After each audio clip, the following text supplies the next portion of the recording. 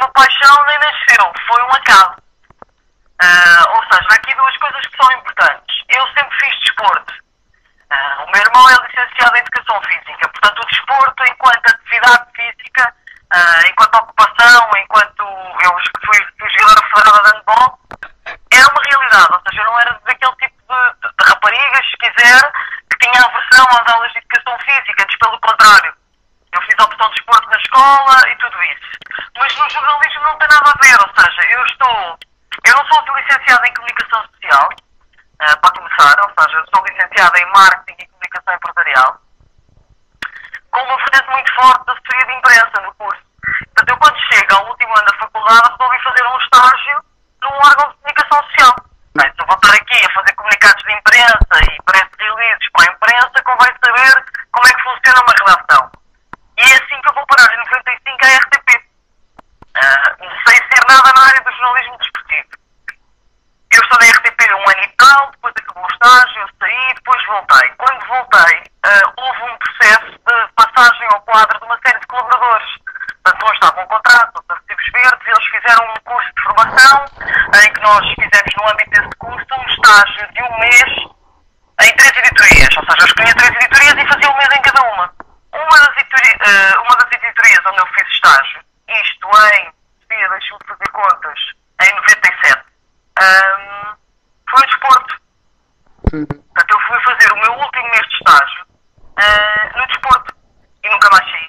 Ou seja, eu gosto de jornalismo, portanto, quando eu fui pela primeira vez para a RTP em 95 fazer um estágio, eu percebi que isso sim era uma paixão, que não era a comunicação, embora há aqui coisas que tocam, não é?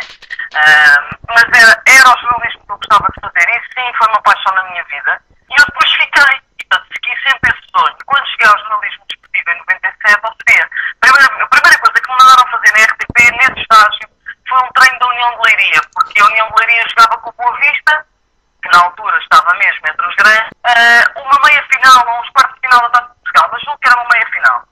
Eu, quando fui ao treino da União de Leiria, nem fazia ideia que eram os jogadores, nem o treinador.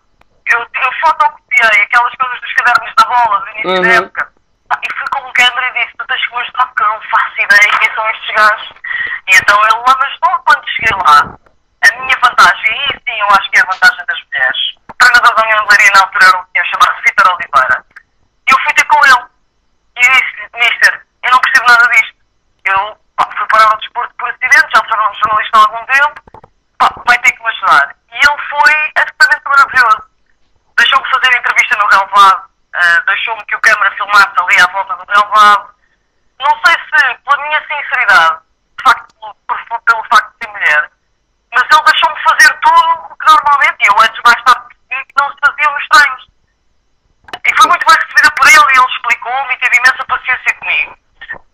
Mas o primeiro dia que fui a reportagem pelo desporto, eu sabia que a bola era redonda, mas pouco mais do que isso, não é? E como é ser jornalista numa área predominantemente masculina? É bom. Vou-te ser muito sincero, acho que o pior de tudo é trabalhar com muitas mulheres, porque depois é um galinheiro brutal e desgraçado, não é? Portanto, eu acho que há um mito que tem que se quebrar. O facto de uma pessoa ser mulher e fazer jornalismo de desporto, há duas coisas.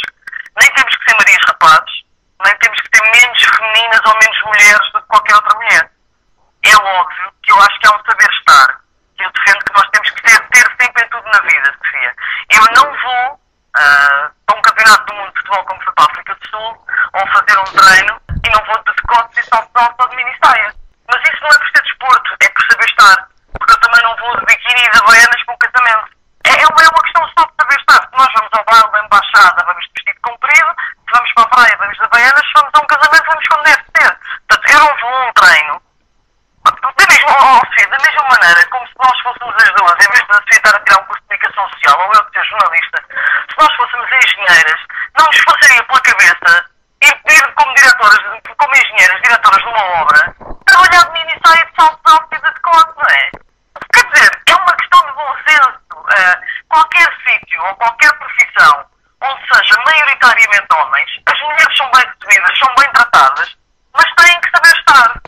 Há outra coisa que eu acho, a reputação de uma mulher é muito mais delicada do que a reputação de um homem. Uma reputação de uma mulher é uma coisa que se pode arruinar com qualquer mal-entendido ou com qualquer boato.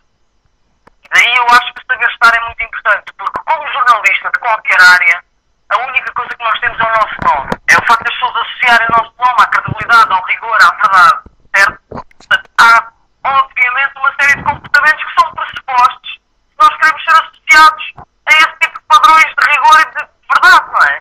Portanto, se começam a gerar uma série de boatos à volta de uma mulher, seja ele no trabalho, ou seja ele como jornalista, ou seja o que for, a reputação de uma mulher é sempre uma coisa que eu acho que é muito frágil. E nós temos que saber estar, e num meio só de homens nós temos mesmo que saber estar. Porque a linha, Sofia, a linha é muito tenue.